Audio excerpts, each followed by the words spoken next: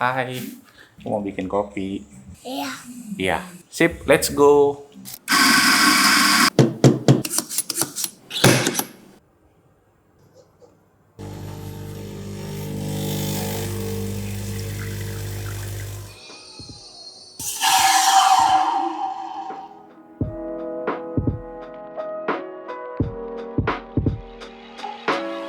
Yo, what's up guys, and welcome back to Best Indo Tech YouTube channel. Sama gue Malvin dan Bit Coffee Station update 2026. Yes, kalau kalian bisa lihat sekarang di samping gue sekarang udah hampir berubah total ya untuk Coffee Station-nya.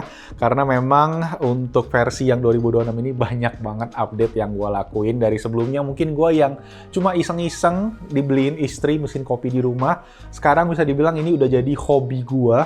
Ya, hobi yaitu bikin kopi yang enak. Dan ya di sini kalian bisa lihat upgrade mesin kopinya, grindernya juga upgrade, dan ada beberapa aksesoris lain juga yang gue pengen rekomen, sekalian gue pengen sharing aja, mana tahu karena kemarin video coffee session pertama lumayan rame ya, dan gue lihat ternyata banyak dari kalian yang juga suka kopi. Jadi ya semoga video ini bermanfaat. So langsung aja ya, gue gak sabar pengen share. Ini dia Bit Coffee Session 2026. Let's go. Oke guys, jadi untuk setup coffee session yang gua bahas kali ini bisa dibilang ini adalah endgame versi gua ya. Gua ngerasa kenapa itu endgame, karena satu, gua ngerasa kopi yang gua bikin tuh sekarang lebih konsisten dan konsisten enak dibandingin gua kayak beli kopi di cafe gitu berasanya ya. Entah kenapa berasa kayak gitu. Dan yang kedua adalah gue memang suka banget juga sama mesinnya. Ini adalah salah satu mesin impian ya, yang bisa dibilang kalau buat para hobiis pasti kenal juga sama mesin ini, yaitu Breville Dual Boiler. Mesin ini tuh sebenarnya udah cukup lama ya dirilis ya, dari tahun 2014 katanya. Tapi gue sendiri memang baru tahu karena gue baru hobi itu kan akhir-akhir ini. Kenapa jadi impian? Karena ini mesin dual boiler yang punya price point-nya itu cukup terjangkau buat kelasnya. Walaupun memang secara harga ini tuh bisa dibilang kayak beli motor sih ya harganya gitu. So langsung aja gue bahas dari mesinnya. Breville Dual Boiler ini kodenya BES920XL. Sesuai namanya dia ada dual boiler. Apa sih dual boiler itu? Jadi dual boiler itu adalah dia punya spesifik boiler untuk bikin espresso ya, yang di tengah ini, yang di group head-nya ini, sama satu lagi boiler untuk steam susu ya, atau steam one-nya ini. Jadi kalian bisa bikin secara bersamaan. Dimana gua di mesin kopi gua sebelumnya itu gua nggak bisa, gua harus gantian ya antara bikin kopi, habis itu baru steam susu. Terus kemudian kalau gua pengen bikin kopi lagi, itu gua harus nunggu suhunya turun, dan itu lumayan lama. Jadi dia cuma punya satu single unit. Kalau yang di mesin sebelumnya yang gua pakai DeLonghi Dedica itu namanya thermoblock, bukan boiler. Thermoblock itu kayak pipa-pipa ya, jadi dia itu kayak panasinnya di ketika airnya ngelewatin pipa. Dan katanya sih kemarin kalau gua baca, biasanya tuh suhunya kurang konsisten. Karena bisa aja tuh kalau air dingin masuk ya, pas awalnya dia panas, tapi lama-kelamaan dia bakal kalah gitu panasnya sama suhu airnya, yang bikin suhu kopinya pas awal panas, pas terakhir-terakhir jadi dingin, bikin rasanya jadi beda. Nah kalau pakai boiler, dia itu ada penampungan airnya guys, jadi dia bisa, airnya bakalan panas secara konsisten, yang mana bikin kopinya dari awal sampai akhir itu suhunya konsisten juga.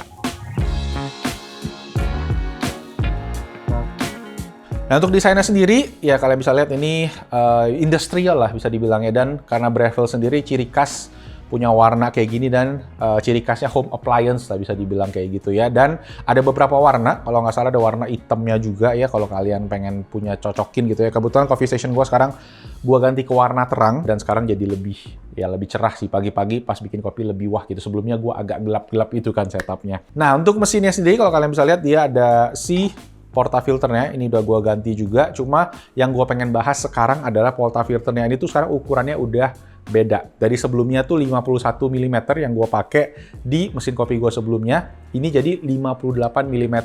Yang mana 58 mm itu adalah standar industri, bisa dibilang ya standar profesional lah.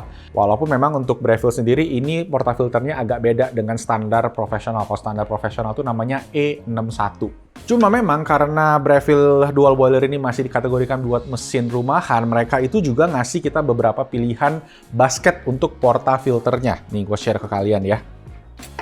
Nah, jadi kalau kalian lihat, kita itu ada dikasih beberapa alternatif basket kemarin pas gua unboxing. Gua tunjukin kalian kan ada yang pressurized, ada yang unpressurized. Jadi kalau kalian lihat yang bawahnya ini kecil nih, ini adalah pressurized, di mana kalau kalian yang mungkin masih beginner ya, yang nggak mau pusing, itu kalian bisa pakai yang pressurized ini aja, di mana nanti hasil espresso yang kalian dapat itu biasanya akan lebih foamy dan nggak pusing lah, istilahnya plug and play aja. Sedangkan untuk yang unpressurized ya, ini kalian harus lebih detail gitu ya, lebih proper bikin puck preparationnya, yang mana itu awalnya gue lumayan struggle ya, karena gue waktu itu selain gue ganti mesin, gue juga beli si grindernya, yang bikin gue harus adaptasi dua device sekaligus. Jadi advice gue adalah kalau kalian pengen upgrade salah satu aja, jangan langsung upgrade dua-duanya, karena ya butuh waktu untuk adaptasi. Makanya gue butuh waktu ini berapa, 3 bulan itu pun kadang gue masih susah gitu, masih ada aja salahnya gitu, kayak bikin kopi pakai mesin ini. That's why kalau kalian mau lebih gampang ya, kalian bisa pakai yang pressurized ini aja, di basketnya tinggal diganti ya. Gue udah bikin nih video comparisonnya, kalian bisa lihat, walaupun memang hasil akhirnya menurut gue tetap lebih enak yang unpressurized gitu, yang proper ya, kremanya proper. Sedangkan kalau yang pressurized itu kremanya dia kayak foam busa gitu. Oke, selanjutnya yang gue suka lagi dari mesin ini adalah pertama atasnya ini anget ya. Jadi kalau kalian taruh gelas, kalian taruh kayak lap, ini dia bisa kering istilahnya gitu, dan bisa kita pakai lagi untuk ngelap-ngelap. Terus di atasnya juga ada tempat untuk kita ngisi water tanknya. Jadi di sini tuh ada lubang di bagian atas yang mana dia nyambung sebenarnya ke bagian belakangnya. Nah, pas kita masang pertama sebenarnya water tanknya itu ada di bagian belakang. Di situ juga ada water filternya yang mana mesti diganti ya dalam beberapa bulan. Terus dia juga mesti di-skill. Cuma gue sendiri karena gue baru pakainya sebentar, ini tuh belum gue baru cuma 1 kali doang clean cycle yang dia minta dari si mesinnya ini. Sisanya sih ya gue suka bawahnya ini ada indikator untuk ngelihat tangki airnya ya pas kita hidupin ya. Dia ada lampunya di sini. Dan yang gue notice juga adalah dengan adanya boiler, memang mesin ini tuh lebih butuh air gitu dibandingin sebelumnya yang pakai thermoblock. Kalau air di boiler tuh mungkin karena dia lama di dalam si boilernya, lama-lama dia mungkin ada sedikit yang menguap mungkin ya. Sedangkan kalau yang di thermoblock dia ya cukup efisien karena airnya cuma ngelewatin pipa-pipanya tadi aja. Terus yang kedua juga yang gua notice adalah group headnya ini, kalau dia setelah bikin espresso dia itu kayak nyedot air-air yang tersisa. Kayak gitu, jadi dia nggak terlalu netes-netes kayak gua sebelumnya. Dia itu lumayan banjir ya, setelah kalian pencet shot selesai, masih netes berapa lama gitu baru akhirnya beres. Nah kalau di sini enggak, dia langsung sedot gitu ya, dan airnya itu keluar di bagian bawahnya ini, mana dia ada kayak semacam penampungan ya, dan dia juga buat nampung si sisa-sisa. Kalau kalian ada kopi-kopi yang nyangkut, dia itu buangnya ke bagian bawahnya ini. Ini juga lucu, ada semacam kayak indikator kalau kalian airnya kepenuhan, itu dia ada tulisan empty me ya. Jadi itu udah tandanya, terus ya harus rajin dibersihin aja sih. Gua sih kayak mungkin setiap seminggu sekali udah mesti ngebersihin. Lanjut, di bagian bawahnya juga ini ada buat ngebuka kunci unlock ya, dimana kalau kita unlock, itu kita bisa ada roda untuk kita gerak-gerakin mesinnya. Gitu kan, mesinnya sebenarnya berat, jadi ini desain yang menurut gue jenius ya, bisa ngebantu banget. Dan ada juga sebuah tray untuk kita taruh beberapa aksesoris-aksesorisnya, jadi kayak dapat buat indikator portafilter ya, dan berbagai aksesoris lainnya tinggal disimpan aja di sini. Nah untuk listriknya sendiri yang gue cek ya selama 3 bulan gue pakai, per hari itu mungkin gue butuh sekitar 1 sampai 1,5 kWh ya. Jadi istilahnya sekitar berapa tuh, 2.000 sampai 3.000 perak untuk operasiin mesin, grinder, dan ya segala macamnya yang ada di station coffee ini. Sip, itu dia untuk yang pertama, Breville Dual Boiler, mesin kopi ultimate buat rumahan menurut gua, dengan harga yang tadi gua bilang ya, ini harganya di SRP 19,5 juta rupiah.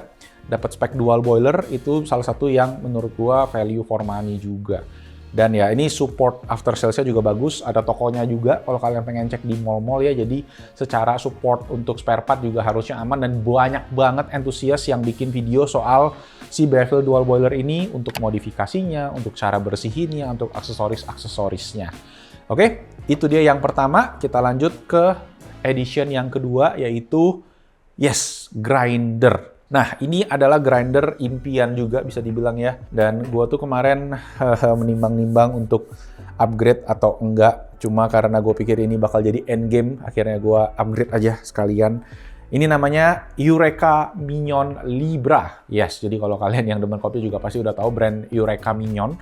Itu salah satu brand yang ya terkenal banget ya, Itali. Dan ini sendiri tuh grinder yang punya sistem keren, yaitu grind by weight atau GBW disingkatnya ya. Apa itu grind by weight? Ya sesuai namanya, dia itu udah ada timbangan di dalam si grindernya. Jadi kalian tinggal taruh aja portafilter kalian setting ya berapa gram yang kalian butuhin. Kalau gua single shotnya di 16 gram, double shotnya di 20 gram.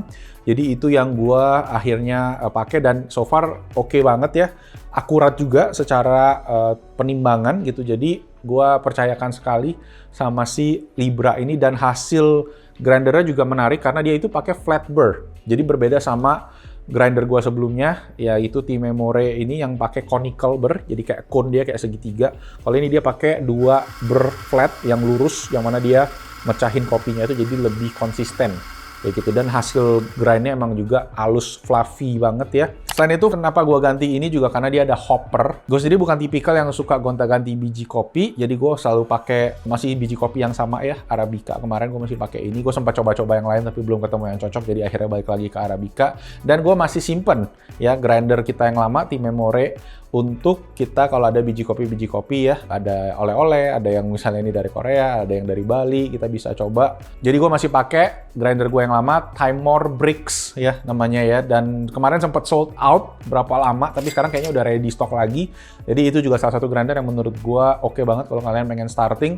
Tapi kalau kalian pengen yang udah kelas hobi, udah end game, ya Eureka Mignon Libra ini bisa jadi ya pilihan yang oke banget juga. Harganya gue kemarin beli itu di bulan November apa bulan Desember ya. Pas tanggal kembar dapat diskon sekitar 14,5 juta rupiah. Jadi total sekitar 30-an juta ya, dapat satu NMAX lah untuk kombinasi ini. Next, yang ketiga gue pengen share untuk aksesorisnya, karena gue ganti portafilternya ya, jadi ukuran 58 mm. Semua aksesorisnya mesti diganti juga. Kayak dia punya temper, kayak dia punya pak screen, dan segala macemnya. Makanya nih gue pengen share ke kalian aja beberapa yang menarik. Jadi ini sebenarnya gue dapat hadiah ya. Yang pertama ini WDT dari brand namanya adalah MHW 3 Bomber. Gue nggak ngerti kenapa dia bikin nama merek susah banget ya. Jadi orang mungkin kenalnya ini adalah MHW Bomber gitu. Dan ini tuh tipenya Cyclone namanya. Kenapa Cyclone? Karena dia itu muter guys. Jadi kalau kita tekan, dia tuh kayak ada jadi ya Cyclone ya gitu ya. Jadi angin puyung gitu. Nah ini tujuannya sebenarnya sama kalau kalian yang pakai yang jarum yang diputer-puter ya. Untuk kita ngeratain misalnya kalau kalian habis grinding gitu biar lebih rapih gitu ya, lebih konsisten dan minimal clumping, nggak ada yang menggumpal gitu. Nah ini ya sistemnya kalian tinggal pakai aja, tinggal ditekan-tekan. Setelah diangkat, kita tinggal tamping aja langsung. Nah untuk tampingnya sendiri gue juga dikasih hadiah di akhir tahun kemarin. Ini sistem tamping yang gue cukup penasaran kemarin ya, yaitu Force Temper namanya. Force Temper tuh apa? Dia itu kalian nggak usah teken sampai keras, jadi dia cukup teken, dia ada pairnya di dalamnya. Stek gitu udah, artinya udah maksimal. Jadi dia ada sistem pressure-nya yaitu 30 pounds ya, yang mana itu adalah pressure yang ideal katanya untuk si puck preparation-nya tadi ya, dari si kopinya tadi ketika di press itu di pas di 30. Kalau kita misalnya pakai yang puck biasa itu kan kita kadang tekannya ada yang kalau cewek mungkin nggak terlalu kuat, kalau cowok mungkin bisa kuat banget, bisa rapat banget. Nah kalau ini dia kayak udah ketemu sweet spot-nya aja gitu di 30 pounds secara konstan. Oh ya tadi gue lupa share, ini si Eureka Mignon-nya juga dapat funnel-nya ya. Jadi kalau kalian buat masukin biji kopinya tadi harus ada si funnel-nya ini. Jadi nggak perlu lagi beli funnel kalau kalian beli grindernya. Mahal sih tapi ini. Oke, sip, itu dia. Jadi dua aksesoris yang menurut gue penting ya, yaitu si WDT. WDT ini wajib sih. Wajib, tapi memang nggak harus wajib yang ini maksudnya. Tapi wajib kalian tuh WDT-in bubuk kopi yang setelah di grind, biar dia itu nggak ada penggumpalan. Ya, sedangkan tamping ya sebenarnya tamping yang biasa juga oke. Gue sendiri akhirnya sempat beli juga yang biasa, ya pakai yang dapat bawaan juga, ini juga oke banget karena dia besi bawahnya ya, dan ada magnet jadi ringkas tempatnya. Dan terakhir, last but not least, ini yang menurut gua kalian jangan beli yang murah. Ya sebenarnya ini juga tergolong oke lah, affordable lah. Ini si Pak Screen ya dari brand Mischief. Gue kemarin tuh sempat beli Pak Screen yang istilahnya murah meriah yang 20-30 ribuan ya.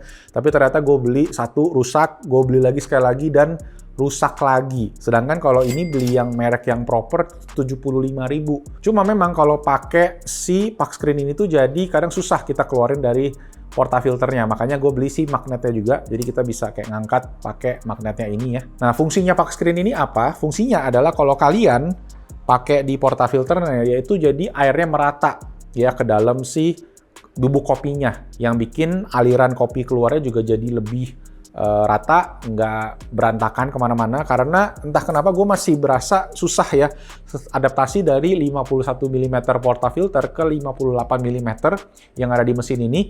Dia tuh kayak lebih unforgiving. Kalau kalian itu nggak proper bikin pack preparation ya dia selalu berantakan kemana-mana. Dan ujung-ujungnya mending pakai ya kalau mau aman pakai yang kayak gini aja yang dual spot. Ini bawaannya Breville sih. Dan ini juga portafilternya itu entah kenapa gue beli yang merek third party ya. Dia itu selalu nggak ngunci pas di tengah. Jadi kayak mesti agak kanan gitu. Jadi ya kurang estetik. Jadi kalau kalian mau beli yang oke, yang bisa pas di tengah ya harus beli yang merek Breville sendiri mungkin. Kurang lebih kayak gitu. Terakhir ya, last but not least dari Breville juga kita opening dengan mesin Breville, kita closing dengan Breville Pak Sucker. Ya ini kemarin juga sempat gue share di mega unboxingnya kenapa gue beli, karena dia itu sistemnya dia nyedot ya, sucker sesuai dengan namanya. Jadi kalau kalian ada pak yang setelah itu kalian tinggal masukin ke dalam, dia nyedot dan akan keluar. Ya ini kalian bisa lihat di dalam sini. Cuma dari kemarin itu gue entah kenapa selalu ada sisa ya dari bubuk kopinya, jadi nggak full kesedot, padahal sebelum-sebelumnya gue selalu oke-oke aja gitu. Problemnya mungkin di biji kopi gue yang udah agak lama, karena udah 10 hari ya. Jadi kadang biji kopi itu semakin lama, kalian grindnya juga mesti semakin halus, biar dia lebih rapet gitu. Kalau biji kopinya masih baru, kalian nggak perlu grindnya terlalu rapet, karena dia masih lebih ada kremanya, lebih ada gasnya, dan dia lebih sama air lebih nyatu. Kurang lebih kayak gitu. Kalau sekarang tuh jadi kayak mesti dialusin biar lebih nyatu sama air.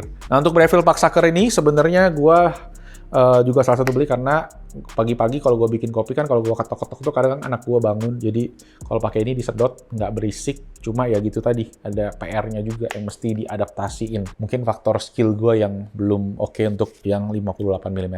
Mesti belajar lagi tuh ya sama yang pro. Mungkin komen di bawah nih yang pro-pro. Hehe.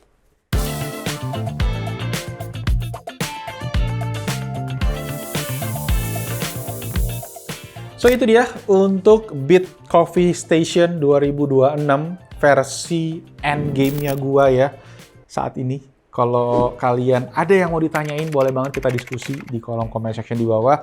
So far gue happy banget sama mesin ini, highly recommend kalau kalian pengen upgrade ya. Ini secara value menurut gue oke kalau memang hobi ya, kalau kalian pengen meningkatkan hobi kalian, kopi kalian kualitasnya jadi lebih oke. Dan grindernya pun juga, kalau kata orang emang grinder lah yang memang mesti lebih di-spend kayak gitu. Cuma menurut gue ya ini kayaknya udah saling komplimen lah. Mesin sama grindernya sama-sama kelas yang hobi yang bagus kayak gitu. Jadi ya itu aja. Thank you semua buat teman-teman yang udah nonton. Semoga videonya bermanfaat. Dan kalau iya boleh kasih tombol jempol ke atas dan kita diskusi bareng di kolom comment section di bawah. Jangan lupa subscribe ke Blessing Letak YouTube channel. Hidupin notification-nya dan itu aja. Next sebenarnya gue pengen bahas lebih detail ya soal hobi-hobi ini, dan gue lagi plan untuk bikin channel hobi ya, channel personal buat gue sendiri, buat Malvin. Jadi stay tune, nanti gue bakal bahas lengkap di sana. Oke, itu aja. Nama gue Malvin. See you guys on the next video. Ciao.